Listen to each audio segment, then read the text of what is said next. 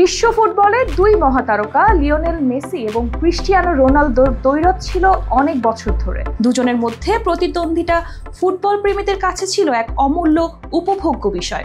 তাদের সম্পর্কের আসল চিত্র নিয়ে প্রায় প্রশ্ন উঠেছে।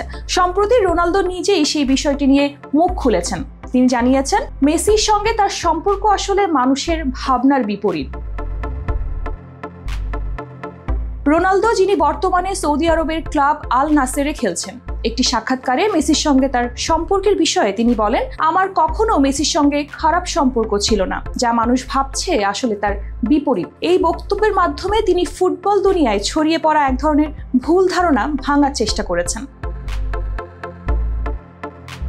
লিওনেল মেসি ও ক্রিস্টিয়ানো রোনালদোর মধ্যে প্রতিযোগিতা শুধু মাঠেই সীমাবদ্ধ ছিল না। তাদের অর্জন এবং ফুটবলে উত্থান এমনভাবে একে অপরকে সংযুক্ত করেছে, যেখানে ভক্তদের মধ্যে এক অদ্ভুত সম্পর্ক তৈরি হয়েছে। মেসি যেখানে 8 বার ব্যালন ডি'অর জিতেছেন, সেখানে রোনালদো তার 5টি ব্যালন ডি'অর নিয়ে ফুটবল দুনিয়ায় নিজের ছাপ রেখে গেছেন। তাদের এই লড়াই শুধু ক্লাবের মধ্যেই সীমাবদ্ধ থাকেনি, জাতীয় দলেও তাদের দ্বৈরথ চিরস্থায়ী হয়ে উঠেছে।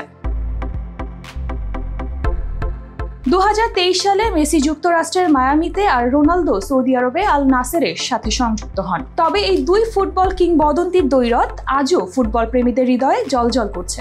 রোনালদো বলেন, আমি চাই পরবর্তী প্রজন্ম আমাদের সাফল্য স্পর্শ করতে পারুক, তবে সেটি মোটেও সহজ হবে না।